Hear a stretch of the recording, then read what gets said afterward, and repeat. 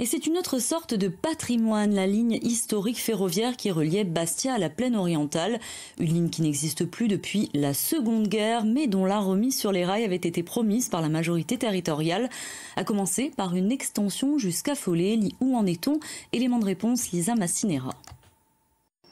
C'est la portion ferroviaire la plus fréquentée de Corse. Ce matin, les cheminots inspectent la section Bastia-Casamauzza. Elle voit passer près de 50 trains par jour en été. Cette ligne serpente ensuite vers Corté et les hauteurs de l'île. Comme partout en Corse, elle s'adapte à toutes ces contraintes. On a un écartement métrique, c'est-à-dire qu'il y a 1000 mm entre les bords intérieurs des deux champignons des rails. Donc on appelle ça des voies étroites. On a un tracé qui est assez sinueux en montagne, donc effectivement il y a des rayons de courbe très serrés, donc ça implique une surveillance particulière, puisqu'il y a beaucoup de contraintes qui sont exercées sur la voie pour franchir ces courbes de rayons serrés. Un jour, peut-être, le train pourrait filer droit dans la plaine orientale.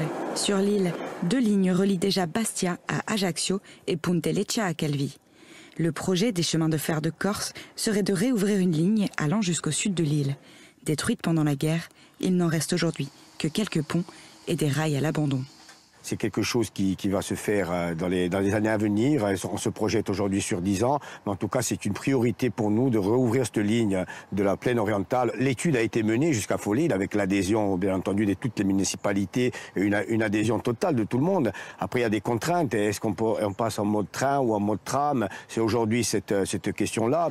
Pour répondre à cette question et voir aboutir des projets, les chemins de fer de Corse veulent se doter d'un nouveau statut juridique. Elle ne serait plus une délégation du service public, mais bien un établissement directement en lien avec la collectivité de Corse. On serait un établissement public, donc qui serait encore les contrats de droit privé. Mais par contre, ça va faciliter, on pourra se projeter sur l'avenir, parce qu'il n'y aura plus de contrats, c'est-à-dire un appel d'offres. Et ça, c'est vrai que tous les 10 ans, ça change et ça ne permet pas vraiment de se projeter sur le long terme. Et on espère, avec cette nouvelle structure, ça nous permettra d'avoir des projets sur le long terme. Autre projet pour les CFC, développer la gestion informatique des trains pour en augmenter la fréquence, notamment en zone périurbaine.